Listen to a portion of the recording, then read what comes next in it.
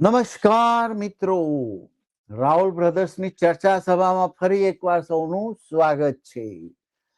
મિત્રો, આજે એક નવો વિષય લઈને આજે અમે આવ્યા છીએ કે હમણાં આપણે સ્થાનિક સ્વરાજની ચૂંટણીઓ પતી ગઈ અને એનું રિઝલ્ટ પણ આવી ગયા અને એમાં ભાજપની ભવ્ય વિજય થયો.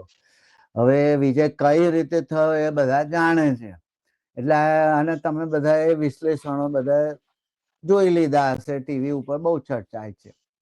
હવે આપણે એ વિશ્લેષણોમાં પડવું નથી, પરંતુ આજે આપણે એ રીતે વાત કરીએ કે લોકશાહીમાં જે લીડર હોય એ લીડર કેવો હોવો જોઈએ, એની કેવી ક્ષમતા હોવી જોઈએ, એની વિચારવાની કેવી રીતો હોવી જોઈએ, તો એની દ્રષ્ટિ કેવી હોવી જોઈએ, એ વિશે આપણે ચર્ચા કરીશું. કારણ કે લીડર વગર તો ચાલે નહીં. અલ્ફા લીડર દરેક જગ્યાએ હોય છે, રાજાશાહી હોય, સરમુખત્યારશાહી હોય કે લોકશાહી હોય.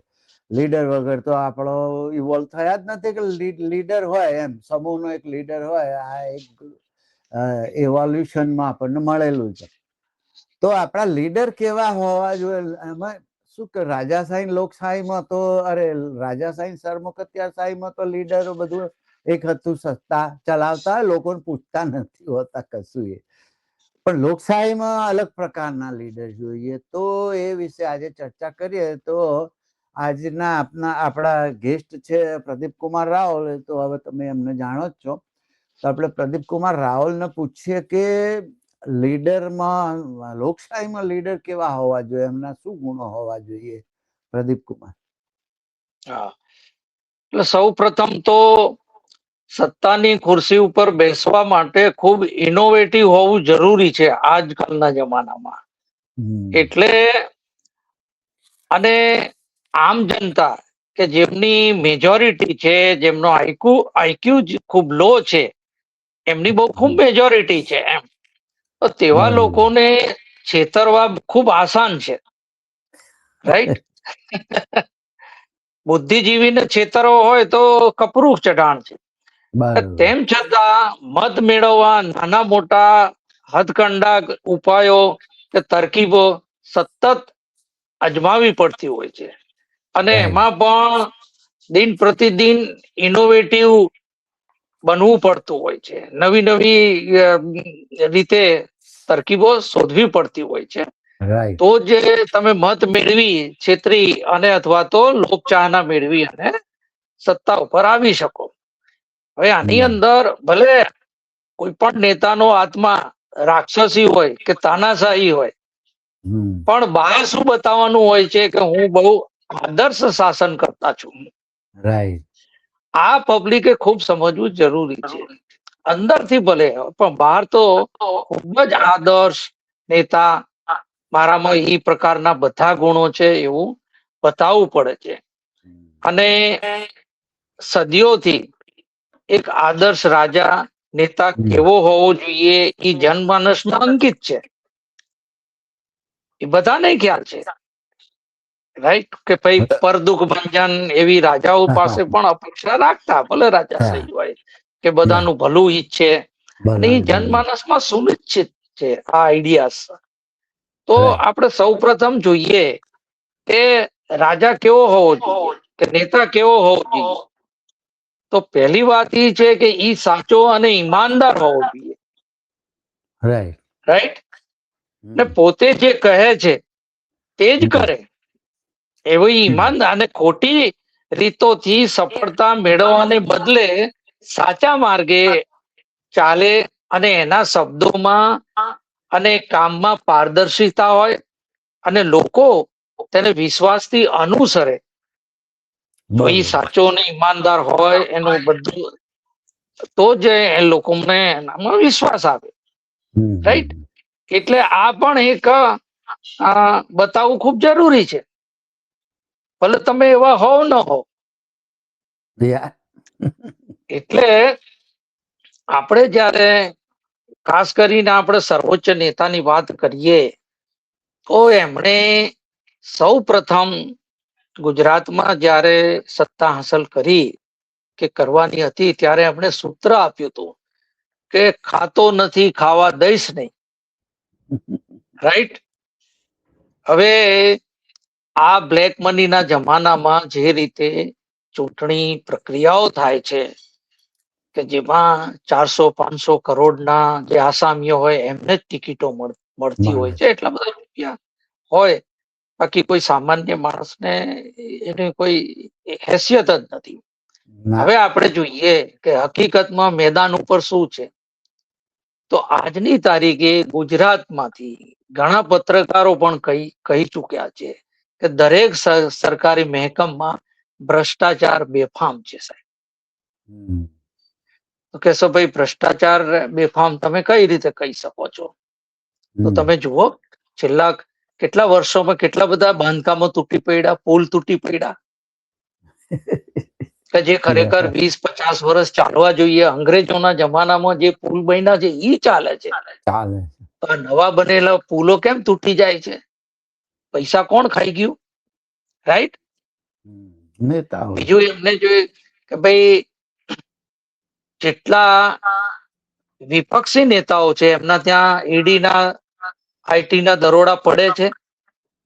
એમાંથી બે વસ્તુ હાસિલ થાય છે. એક કે એ લોકો ભયભીત થઈ અને પાર્ટી છોડી દે, બરાબર. બીજું કે પૂરતો આક્રોશ કે જનતાનું પ્રતિનિધિત્વ ન કરી શકે, કોર્ટ કચેરી જેલના ઓલા થાય એટલે એમની રજૂઆત નબળી પડે. અને ત્રીજો ફાયદો એ થાય કે ભાઈ આ લોકો ભ્રષ્ટાચારી છે, તો જ દરોડા પડે ને. જનમાનસમાં એવું થાય. હકીકતમાં આવા 90% કેસમાં કોઈ દમ નથી.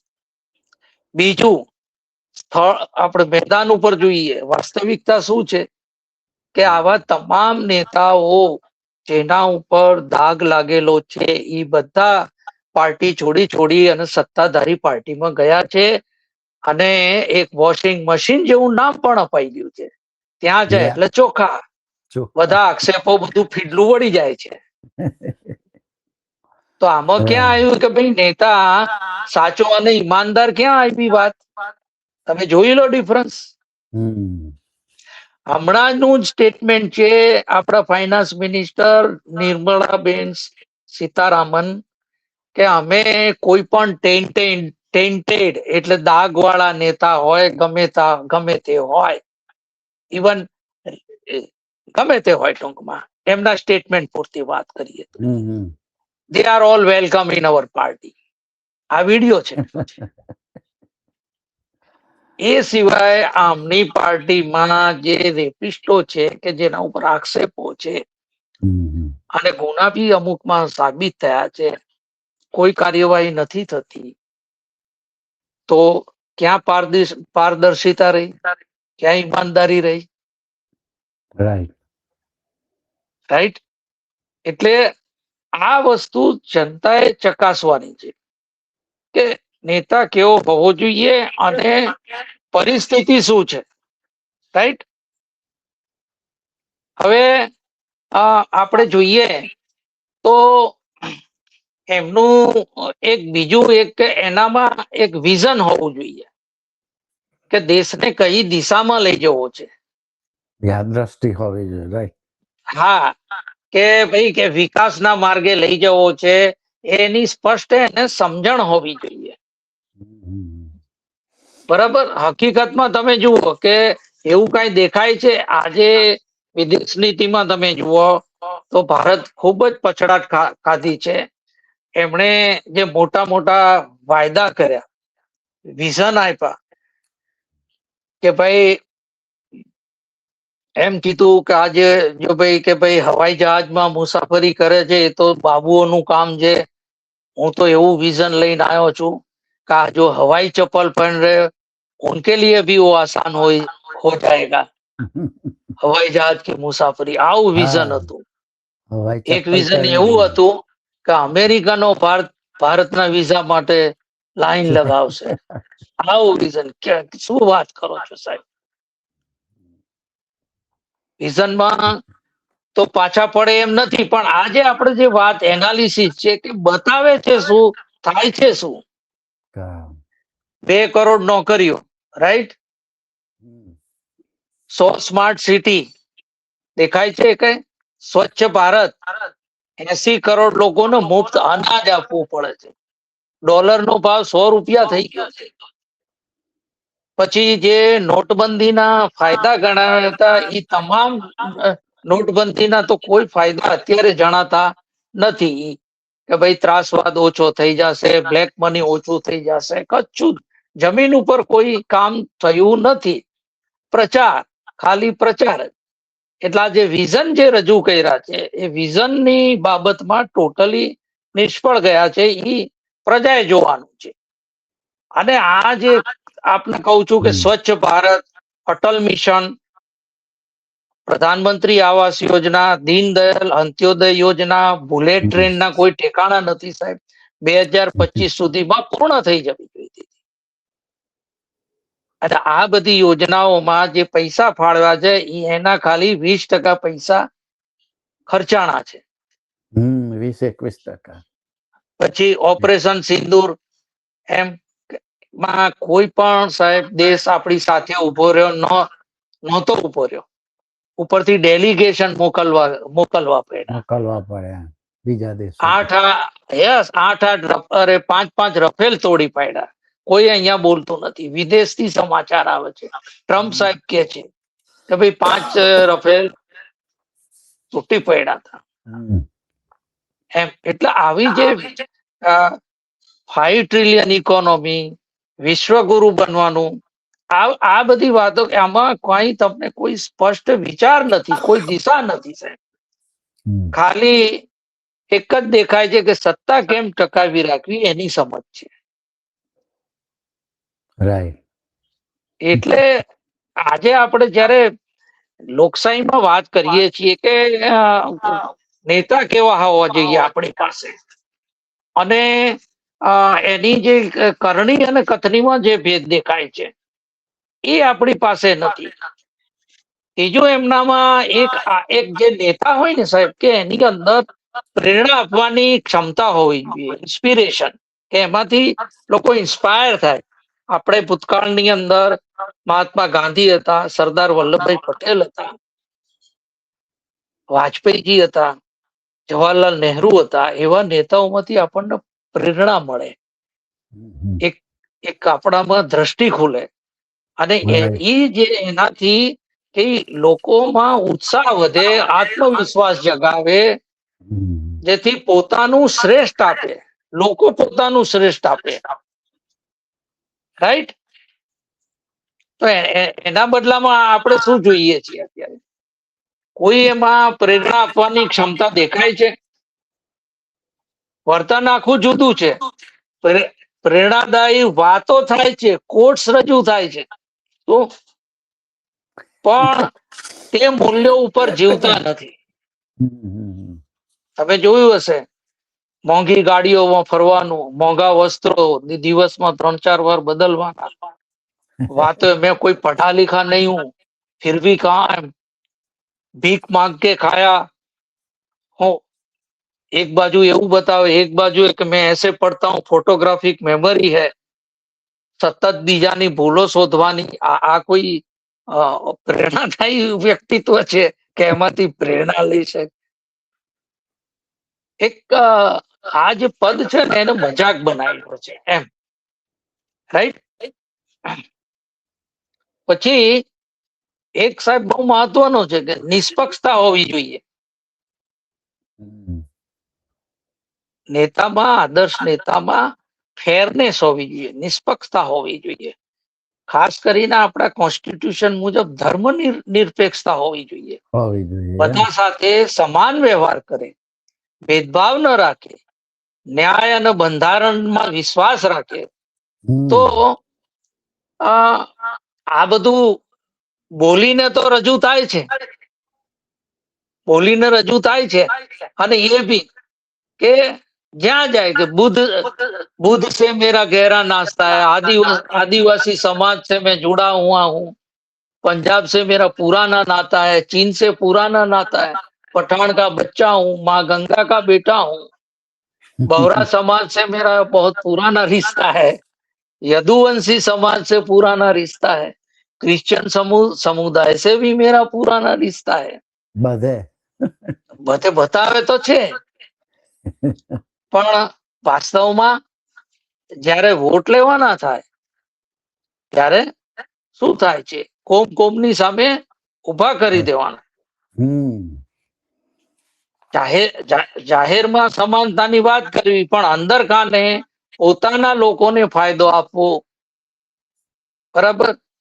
એમણે એક વક્તવ્યમાં એક પ્રાઇવેટ રિપોર્ટરને બોલાવીને એમ પણ કહેલું કે હું હિન્દુ મુસ્લિમ નથી કરતો, અને જે દિવસે કરીશ તો રાજકારણ છોડી દઈશ. પણ એવા લોકો માટે સ્ટેટમેન્ટ મારેલા, આપકી ટોટી ચોરી જાયંગે, ભેંસ ચોરી જાયંગે, મંગલસૂત્ર, હા, કપડે દેખ કે પહેચાન જાય હૈ. પછી જે ખેડૂતો આંદોલન કરતા હતા એમને તો ખાલિસ્તાની, અર્બન નક્સલ. એટલે આ જેને તમે જુઓ કે આમ અલગ અલગ વસ્ત્રો પહેરી જ્યાં જાય ત્યાં ઈ અલગ અલગ વસ્ત્રો પહેરી, પાઘડી પહેરી, હાથમાં કરતાલ લઈ દેખાડવાનું બધું છે. પણ વાસ્તવિકતા જુઓ તો વાસ્તવિકતા બહુ ડિફરન્ટ છે. બીજો એક સરસ ગુણ હોવો છે કે ભાઈ સેવા ભાવના હોવી જોઈએ, સર્વિસ માઇન્ડસેટ હોવું જોઈએ, પોતાને જનતાનો સેવક માનો. કહેવાનું ખરા કે હું તો જનતા માટે છું, જનતાનો સેવક છું, રાઈટ, પણ પોતાને પ્રધાન સેવક બતાવવાનું ખરા, કહેવાનું ખરા બેનો એક પોસ્ટકાર્ડ લખજો કઈ હોય, પણ જીવવાનું ઠાઠ માઠથી. રાજા એ ટૂંકો પડે. અને કોઈ પણ રાહત આપ્યા વગર, ઓલ્ટરનેટિવ અરેન્જમેન્ટ કર્યા વગર ગરીબોના મકાનો એક રાતમાં ધ્વસ્ત કરી દેવાના, રજડતા કરી મૂકે. સેવા કોની કરવાની?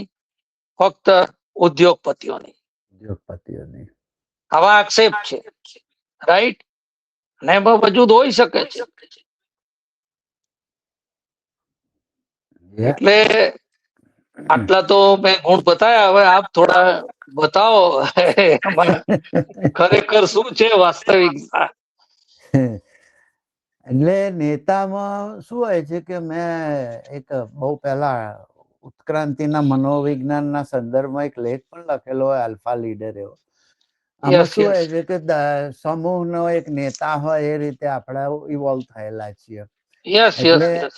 એટલે હવે એક નેતા એક સોલિડ જામી ગયો હોય વર્ષોથી, એ જલ્દી ઉખડે નહીં, કારણ કે એની આસપાસ બીજા 2 નંબરના બીટા મેમલ્સ કહેવાય, એ નેતાઓ પાછળ હેલ્પ કરતા હોય. હવે એટલો બધો સોલિડ જામી ગયો હોય ને, એટલે એને ઉખાડવો, ફેંકવો અને નવો નેતાએ આગળ આવવું એ બહુ અઘરું કામ હોય છે. અને એમાં થ્રેટ પણ હોય છે, જોખમ પણ હોય છે, જીવનું જોખમ. એટલે એ થ્રેટ ને લઈ, જોખમ લઈને પછી શું પ્રજાને પહેલી તો તમારે ભરમાવી પડે, વચનો આપવા પડે જાત જાતના. કારણ કે પ્રજા એક તો જૂના નેતાથી, રાજાથી કંટાળેલી તો હોય, પણ જોખમ બહુ હોય નવા નેતા માટે. તો એને પહેલા તો પ્રજાને એ કરવા માટે જાત જાતના વચનો આપવા પડે, ભલે એ વચનો પૂરા ના થાય, પણ પહેલા વચનો આપવા પડે પ્રજા આકર્ષાય કે ભાઈ ચલો આ તો આના કરતા બહુ સારું કરશે, એટલે પછી એને ચૂંટીને લાવે કે રાજા તરીકે બેસાડે. પછી મનમાની કરવાની, પછી તો આપણે કઈ પ્રજા ગઈ તેલ લેવા. એકવાર પદ મળી ગયું. લોકશાહીમાં એવું જ હોય છે. એટલે આ બધા બહુ જ વચનો જાત જાતના આપ્યા શરૂમાં, કેટલા બધા આપ્યા. 15 લાખ આપીશું, ઢીકણું પૂછડું, કે એક ભ્રષ્ટાચારીને છોડીશ નહીં ને, સ્વિસ બેંકોમાંથી કાળા નાણાં લઈ આવીશ ને, બધું જાત જાતના વચનો આપ્યા. પછી એકવાર ચડી બેઠા પછી બહુ અંતર આવી જાય છે. એમના જ વિડીયો તમે જુઓ ને તો તમને એવું લાગે કે આ બિલકુલ વિરુદ્ધ બોલેલા છે. એટલે વચનો તો આપવા પડે, એ વગર પ્રજા વોટ આપે નહીં. અને વોટ આપીને ચૂંટાયા પછી તો જે થવું થાય. એટલે લોકશાહી માટે, સારી સારી લોકશાહી માટે જનતાની સેવા કરવી હોય પ્રમાણિકપણે, તો પછી તમે જે બે ત્રણ ગુણો ગણાયા એમાં એક ગુણ નિર્ણય લેવાની પણ એક ક્ષમતા હોવી જોઈએ. કારણ કે હવે તો ગ્લોબલાઇઝેશન થઈ ગયું છે, બધા દેશો એકબીજા સાથે જોડાતા હોય રાજકારણવાળી રીતે, અને પોલિસી એ રીતે ઘડાતી હોય, કયા દેશનો મિત્ર બનાવો છે, કયા દેશને દુશ્મન બનાવો છે, એ બધું. એટલે નિર્ણય લેવાની ક્ષમતા એક તો જોરદાર જોઈએ, સમયસર ને યોગ્ય નિર્ણય. પાછો નિર્ણય તો બધા લઈ લે, પણ યોગ્ય નિર્ણય લેવાની ક્ષમતા નેતાની ઓળખ છે. ઇવન એમ કે મુશ્કેલ પરિસ્થિતિઓ હોય તો પણ એમાં એ નિર્ણય લેવા જરૂરી છે. અને એવી રીતે અત્યારે મુશ્કેલ સમય છે. હા, મુશ્કેલ સમય. અત્યારે મુશ્કેલ સમય છે જ. હમણાં જે બધા વોર ચાલે છે, અને વોરના લીધે અત્યારે કઈ બાજુ રહેવું, કઈ બાજુ નહીં, તેલની ક્રાઇસિસ, એલપીજી બોટલની ક્રાઇસિસ થઈ જાય, ભાવ વધી જાય, તો આવા ટાઈમે બધું મુશ્કેલી છે. તો એ એક જમાનામાં હતા ઇન્દિરા ગાંધી ઉપર બી આવું જયારે થયેલું, બાંગ્લાદેશનું ઉપર જે જુલમ ચાલી રહ્યા હતા, ત્યારે એમણે મુશ્કેલ પરિસ્થિતિ હતી. કારણ કે કરોડો બાંગ્લાદેશીઓ ભારતમાં ઘૂસતા હતા, કારણ કે પાકિસ્તાની લશ્કર એમને મારી રહ્યું હતું, રીતસર ગોળીઓ જ મારી રહ્યું હતું, એટલે ભાગતા હતા. તો એ સમયે ઇન્દિરા ગાંધીએ એવી મુશ્કેલ પરિસ્થિતિમાં પણ નિર્ણય લીધો હતો. અને એ વખતે નિક્સન બી સામા પડ્યા હતા અને ધમકી આપતા હતા કે મારો નૌકા કાફલો મોકલીશ. તો ઇન્દિરાજી એ વખતે મુશ્કેલ પરિસ્થિતિમાં રશિયા જોડે મિત્રતા કરી અને જબરજસ્ત એ વખતે આવડત બતાવી હતી એમણે. હવે હકીકતમાં અહીં તો ઊંધું ચાલતું હોય છે. રજત શર્મા સાથે ઇન્ટરવ્યુમાં કેવું બોલતા હતા, મજાક ઉડાવેલી કે ओबामा करवानु શું કરવા, અને पाकिस्तान को लव लेटर नहीं लिखना चाहिए.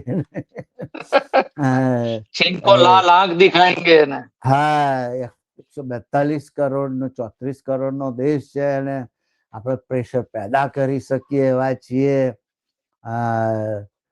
ચાઇના કો લાલ આંખ દિખાના હૈ. આ બધો દેખાવે, બધો કરતા હતા, બોલતા હતા, પણ પછી લીધા નહીં એક નિર્ણય. એ તો પછી કઈ લાલ આંખ ચાઇના દેખાડી ને. અને આ એમના ઇન્ટરવ્યુ થી એમના રાતોરાત લાખો ચાહકો બની ગયેલા. હા, એટલે મેં કેવો કહ્યું મરદમાં, કેવો મરદ માણસ છે. હા, એ ઇન્ટરવ્યુ થી તો એ ચૂંટણી જીત્યા હોય એવો માલ થઈ ગયો. ગજબ નો માણસ છે કે આને કેવો જબરજસ્ત ચાઇના હમણાં આમ એટલે પેલું મેં ના કીધું કે વચનો આપવા પડે, એટલે એમણે આમ કહી દીધું કે હું બહુ સોલિડ છું નિર્ણય લેવામાં, એમની બોડી લેંગ્વેજ જ એવી હતી કે પાકિસ્તાનના ભૂખા બોલાવી દઈશ, ચાઇનાના બોલાવી દઈશ, આમ તેમ. એટલે લોકો બિચારા ભરમાઈ ગયા. અને પછી સરેન્ડર હો ગયે. પછી અત્યારે સરેન્ડર થઈ ગયા. ઓપરેશન સિંદૂર નું પરિણામ કઈ જોઈએ એવું આવ્યું નથી. પાછા એ તો કેમ્પો તો પાછા એના ચાલુ થઈ જતા હોય છે. જે ઇન્દિરાજી નિક્સન નું સામું કડક રહ્યા હતા અને ગાંઠ્યા નતા, એને ભાવ જ નતો આપ્યો, એ આજે આ ભાઈ સરેન્ડર થઈ ગયા છે. ને પેલા કેટલી બધી વાર 100 ટાઈમ્સ કહ્યું હશે કે મેં સીઝફાયર કરાયું, પણ એનો જવાબ આપી શકતા નથી, અને નતમસ્તકે ઉભા રહી જાય છે. હમણાં પણ એને બહુ એક ગંદુ નિવેદન આપ્યું કે ચાઇના અને ભારત તો નરક જેવા છે. નરક છે, અને લેપટોપ लेके घूमने वाले गैंगस्टर है. હા, એવું રીતે इट्स अ हेल होल એટલે નરક. પણ આ ભાઈ હેલો હેલો તો સમજ્યા નહીં હોય, હેલો આવર્યું સમજ્યા હશે, આઈ ડોન્ટ નો. એટલે પણ કોઈ એનો એ નથી કરતા વિરોધ. અને એટલે આ રીતે એ ભાઈ નિર્ણય લેવામાં ભલે લોકોને જે લાગતું હોય, ભક્તો હોય, એમને એવું લાગે કે બહુ મહાન નિર્ણય લીધા, પણ તમે જ હમણાં કહ્યું કે એક પણ દેશ આપણા પડખે નતો. એક પણ દેશ નથી પડખે નતો ઓપરેશન સિંદૂર વખતે. અને તમે જુઓ કે જયારે ભારત પાક નું 1971 નું વોર થયું અને આપણે બાંગ્લાદેશ જુદું પાડ્યું ત્યારે રશિયા અને એવા કેટલાય દેશો આપણા પડખે હતા. રાઈટ. પડખે હતા, એટલા બધા દેશો આપણી પડખે હતા કે આપણે બિંદાસ લડી શક્યા હતા. અત્યારે કોઈ એક દેશ આપણી પડખે નહીં ને આપણે તો જાણે ગુનો કર્યો હોય એમાં ખુલાસા કરવા પેલા મંડળો મોકલવા પડ્યા, પ્રતિનિધિઓ બધા દેશોમાં મોકલવા પડ્યા. આપણે કઈ ભૂલ કરી આપણે કઈ ગુનો કર્યો તો મોકલવા પડે. એટલે આ રીતે કરણી કથનીમાં આપ જમીનનો ફરક છે. બીજું એક તો જવાબદારી, એકાઉન્ટેબિલિટી હોવી જોઈએ. પોતાના નિર્ણયોની જવાબદારી સ્વીકારવી, ભૂલ થાય તો એને પોતે કબૂલ કરે એવો આદર્શ નેતા એવા હોવા જોઈએ. અને સુધારવાનો પ્રયત્ન કરે ને સફળતા મળે ત્યારે ટીમને શ્રેય આપે. પરંતુ અહીં તકલીફ એ છે કે શ્રેય બધું પોતે લેવું છે. શ્રેય તમામ પોતે લેવું છે ને ગડબડ થાય તો બીજાને માથે નાખી દેવું. એટલે જવાબદારીઓ સ્વીકારવી જ નથી. અને નહેરુના માથે નાખી લેવી. હા, અરે હજુ તો નહેરુને 1964 ગુજરી ગયા, કેટલા બધા વર્ષ થઈ ગયા તો હજુ નહેરુ માથે નાખે છે. અને તમે વાત કરી વિઝનરી નેતા હોવો જોઈએ, પોઈન્ટ કહો તો ભારતના આજ દિન સુધીના જેટલા પણ વડાપ્રધાન થયા ને એમાંથી નહેરુ જેટલો વિઝનરી નેતા એક પણ નહોતો. એક પણ એને જે સંસ્થાઓ સ્થાપી અને એના લીધે એ વખતે ભારત જોડે કશું નહોતું. એક 300 કરોડ રૂપિયા હતા આપણે બેંક, રિઝર્વ બેંક જોડે ફક્ત 300 કરોડ રૂપિયા હતા. એક કપિલ શર્મા જોડે આના કરતા તો વધારે રૂપિયા છે આજે. એટલી મૂડીમાં માણસે કેટલા બધા ડેમ બનાવ્યા, ભાખરા નંગલ ડેમ, હીરાકુંડ ડેમ, કેટલી બધી સંસ્થાઓ સ્થાપીને ઈસરો અણુ સંસ્થાન ને એવા બધા. એના લીધે આજે આપણો વિકાસ આટલો લાંબો, તરત તો વિકાસ ના થઈ જાય ને, તરત તો ઈસરો કામ કરવાનું નથી. એટલે એ હરિયાળી ભાખરા નંગલ બંધ બનાવ્યા પછી પંજાબ જે ઘઉં પકવતા હતા ને તો આપણે લાલ ઘઉં મંગાવવા પડતા હતા અમેરિકાથી. ખાવાના ના ભાવે એવા ઘઉં કેનેડા થી અમેરિકા થી આવતા હતા. તો એના બદલે આપણે આખી દુનિયાને ઘઉં આપતા થઈ જાય એવી ખેતી થઈ, પણ એના પરિણામ લાંબા મળે. આ તો જાણ કે અમે કર્યું એવું થઈ જાય છે. એટલે એવો વિઝનરી, એટલે આ ભાઈને શું છે કે આ ભાઈ હોય કે બીજા બધા પાછળથી બધા આયા, એમાં કોઈને શું જવાબદારી સ્વીકારવી હોતી નથી. પણ જસ લેવો હોય તો પોતે આવી જાય છે. માનો ઓપરેશન સિંદૂર કર્યું તો એમાં બલિદાન આપ્યા હશે તો આર્મીએ આપ્યા હશે, કોઈ બી ગુમ થયા હશે પાયલોટ કે ગમે તે, લડ્યું તો આર્મી લડતી હોય છે. પણ ઇન્દિરા ગાંધી ક્યારે આર્મીનો ડ્રેસ પહેરીને ફર્યા નથી. ઇવન પેલું ઓપરેશન વિજય, કારગિલ યુદ્ધ વખતે વાજપેયીએ પણ કદી આર્મીના ડ્રેસ પહેર્યા નથી. અને આર્મીને પૂરો શ્રેય આપ્યો તો વાજપેયી સુધી. આ ભાઈ તો આર્મીનો ડ્રેસ પહેરીને જાણે પોતે જ ઓપરેશન સિંદૂર એકલા જ લડ્યું હોય એવી રીતે આખા બધે પોસ્ટરો એમના જ ને. તમને નવાઈ લાગે. એટલે પછી ફોટા પડાવવા સૌથી આગળ આવી જતા હોય છે. હા, કોઈ મેડલો લઈને આવે તો પછી ફોટા એમની જોડે પડાવવાના. પણ પછી પેલી મહિલાઓ પહેલવાનો ફોટા પડાયા, એમને ન્યાય જોઈતો તો ત્યારે ના આપ્યો. ને એ જે શોષણ કરતાઓ હતા, જાતિ શોષણ કરતા હતા, એમને ટિકિટો, એમના છોકરાને ટિકિટો આપી. એટલે કથની કારણીમાં બહુ ફરક છે. જસ લેવો હોય તો આગળ થઈ જાય છે ને પછી જો જુતિયા પડે તો બીજાને આગળ કરી દેવાના. તમે જુઓ તો ટ્રેનોની બધી એક ટ્રેનના ઉદ્ઘાટન પોતે એકલા જ કરે. અમને તો ખબર જ નહીં કે સાલું રેલવે પ્રધાન કોણ છે, ખબર જ ના પડે. રેલવે પ્રધાન કોણ છે ક્યારે ખબર પડી? રેલવે ના બધા એક્સિડન્ટો થયા તારે ખબર પડી કે આ રેલવે પ્રધાન, કારણ કે એક્સિડન્ટ થયા તારે ભાઈ આયા નહીં, ગુમ થઈ ગયા. એટલે યસ યસ આ ભાઈની એ જબરજસ્ત ખાસિયત છે કે ભાઈ પછી સંવાદ કૌશલ્ય નેતાનું એક બહુ જ મોટો ગુણ છે સાહેબ. બોલવાની સ્ટાઇલ હા યસ એ જબરજસ્ત હોવું જોઈએ. વાજપેયીમાં જબરજસ્ત સ્ટાઇલ હતી. એમના ભાષણ સાંભળવા આપણે જતા. મેં તો જાતે વડોદરામાં એમનું ભાષણ સાંભળેલું છે. એવા ઘણા બધા નેતાઓ હતા. ઇન્દિરાજી પણ બહુ સારું બોલતા હતા. એટલે સંવાદ કૌશલ્ય, કોમ્યુનિકેશન સ્કિલ હોવી બહુ ખૂબ જરૂરી ખૂબ છે. જરૂરી છે. હા, લોકો સાંભળે અને સ્પષ્ટ રીતે પોતાના વિચારો રજૂ કરે. અને એક સારો નેતા સારો શ્રોતા પણ હોય. હવે આ આપણા સર્વોચ્ચ વડા હાલ છે, એમનામાં એ તો છે ગુણ. બોલવાની તો ગજબ સ્ટાઇલ છે. બધાને તમારે અભિભૂત કરી દે. પણ પછી શું થાય છે કે સંવાદો હંમેશા એમના એક તરફી હોય છે. બધું હું જ કરું છું, હું જ. અને આ મનમોહનસિંહ ને બધા મનમોહનસિંહ ના બોલવાની સ્કિલ નથી. આપણે સમજીએ કે ધીમું બોલતા હતા અને એવું પ્રભાવશાળી વક્તા નહોતા. વાજપેયી ને ઇન્દિરાજી વાજપેયી ને એવા પ્રભાવશાળી વક્તા નહોતા. પણ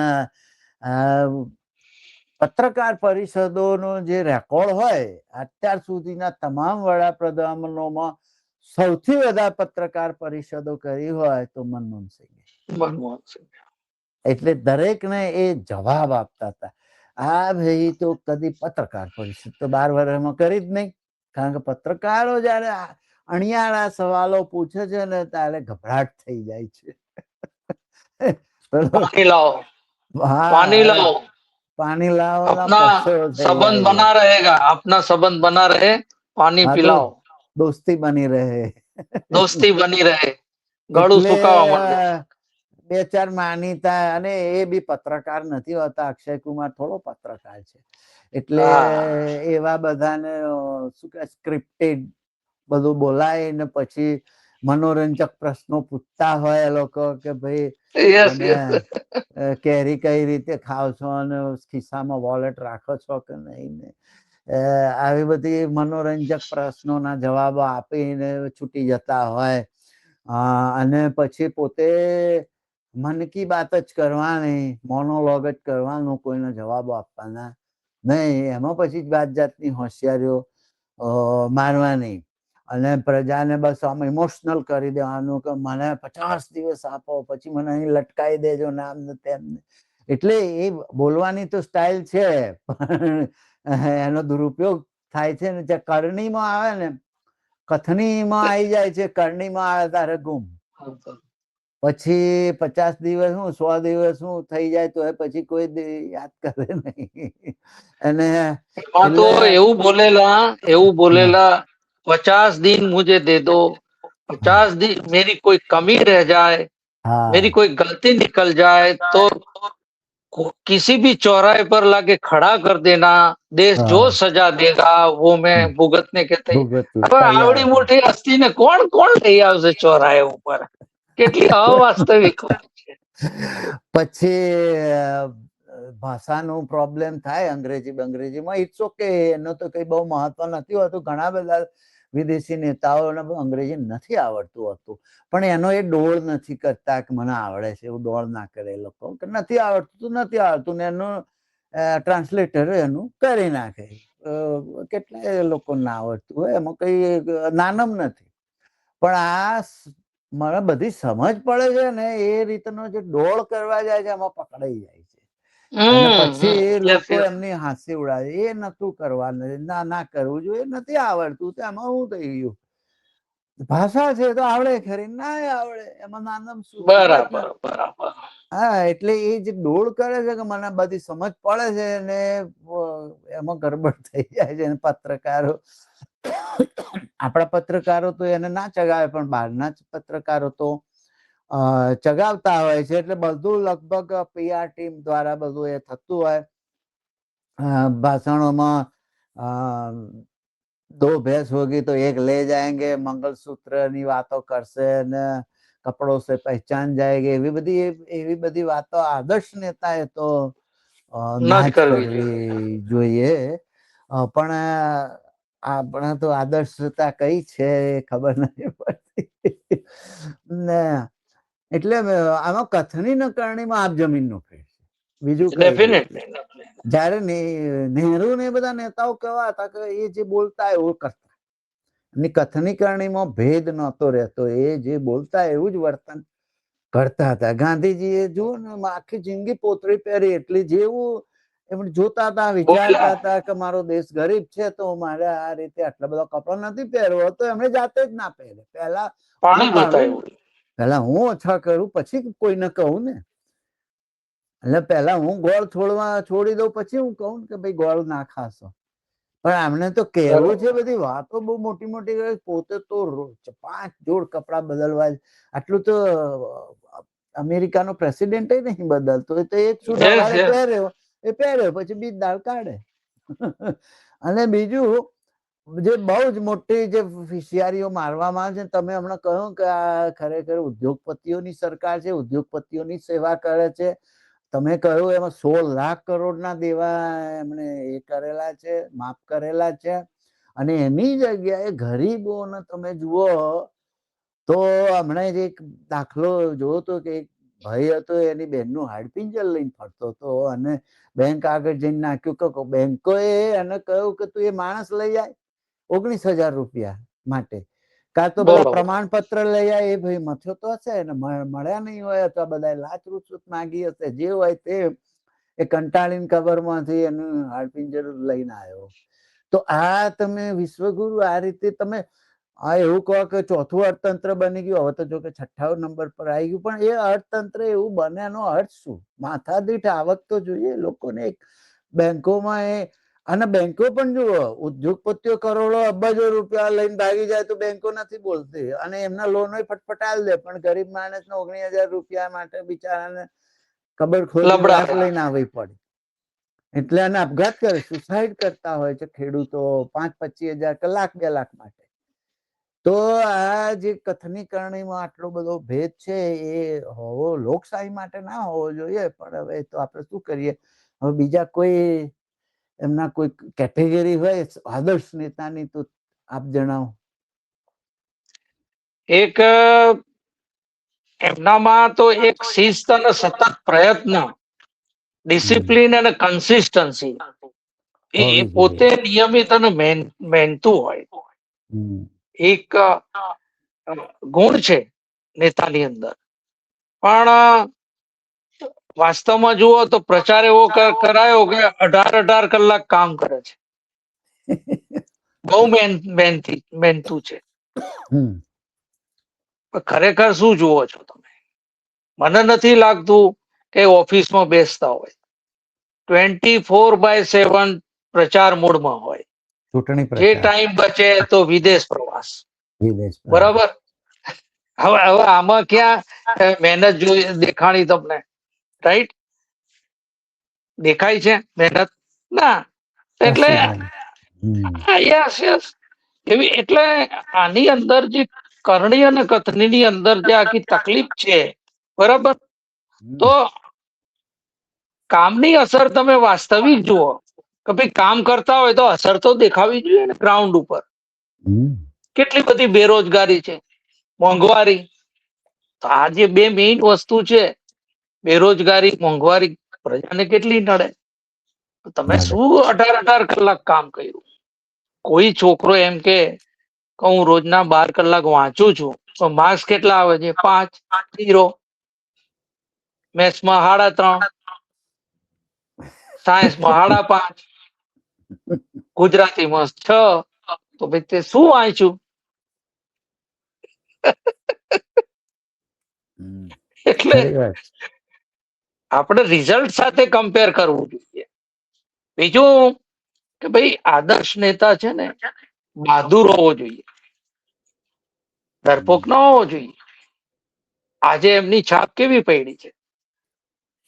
બધે સરેન્ડર થઈ ગયા છે.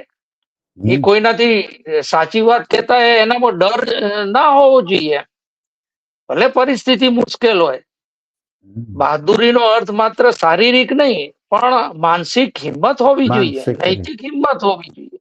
સાચું બોલવાની અને અન્યાય સામે અવાજ ઉઠાવવાની એક તાકાત હોવી જોઈએ. બરાબર, એ ક્યાં? એ તો છે નહીં.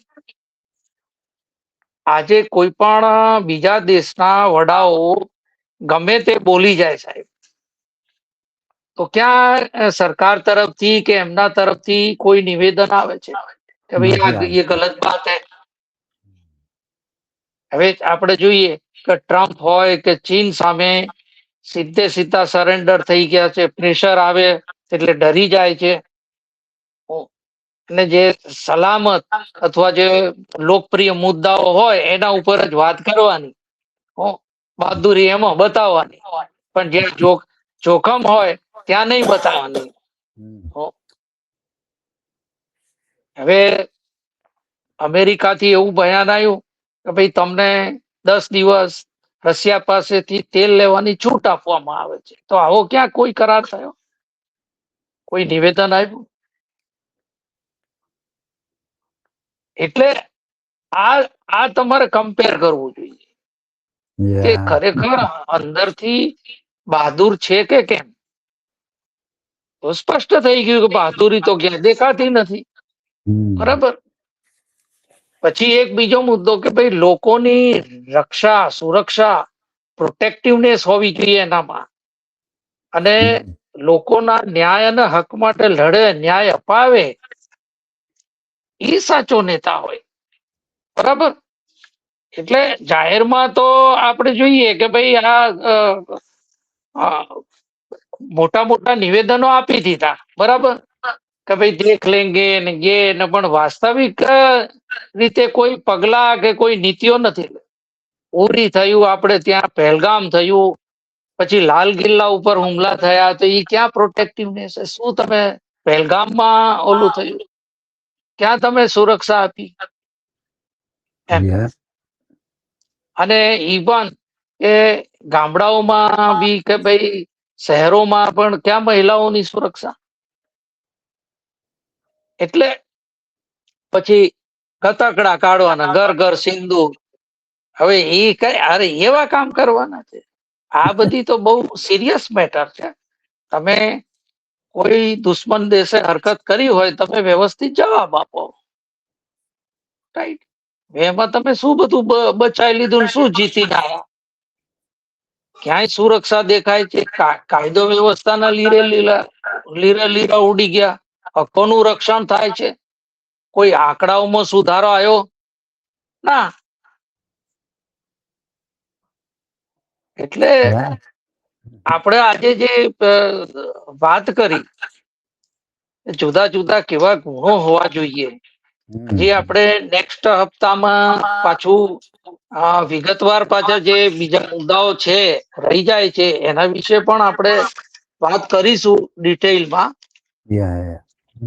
પણ ખરેખર આ બતાવવાનું કેવું કે 10 તો કેમેરા વાળા ફરતા હોય, એટલે એમનું શું છે, બધે પ્રોજેક્શન વ્યવસ્થિત થાય.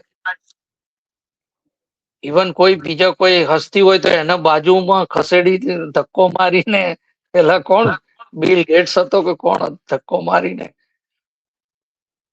ઝુકરબર્ગ ભાઈ વચ્ચેના ફોટા આવવા દે. પછી રસ્તામાં કાગળિયું પડ્યું હોય, હોટલ પડી હોય તો ઉઠાવવાની, લોકોને લાગે શું નેતા છે યાર, એ કેટલું આમ સ્વચ્છ ભારતમાં માને છે, પણ કામ શું કર્યું? કેટલા નિખાલસ છે, કેટલી સાદગી છે. એટલે આ બધી જે હકીકતો છે ને સાહેબ, આખું બહુ એક ફોટો ઓપ્સ દ્વારા આખું એક બને તો એક કાવતરું જ કહેવાય. આવી રીતે જનતાને છેતરવી, ધ્યાનમાં બેઠા હોય, યોગ કરતા હોય એવા ઈ કરવું, પછી સંસદના પગથિયે ચડતા એ સંસદના પગે લાગવું, ધાર્મિક સ્થળોની મુલાકાત લેવી, પૂજા કરવી. હા, બધે કેમેરા હાજર જ હોય. હા, અને આપણે માનીએ કે જનતા એમ માને છે કે ધાર્મિક માણસ તો ખૂબ સારા હોય, એટલે જેટલા તમે વધુ ધાર્મિકતાનો દોડ કરો, ધાર્મિક દેખાવ નેતા તરીકે, તો લોકો તમને સારો ને સજ્જન માણસ ગણે, એટલે વોટ ફટાફટ પડે. એટલે જુદા જુદા આશ્રમોની મુલાકાત લેવી. મંદિરોની લેવી. હા.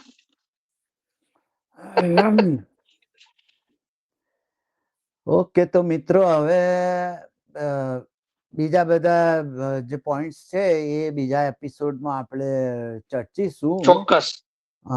અને આજની ચર્ચા હવે અહીં પૂરી કરીએ. આદર્શ નેતા કેવો હોવો જોઈએ અને કેવા છે એની વિશ્લેષણ કર્યું. અને બીજા પોઈન્ટ હવે નેક્સ્ટ એપિસોડમાં ચર્ચીશું. ત્યાં સુધી આવજો. નમસ્કાર. Bye bye. નમસ્કાર. Bye by.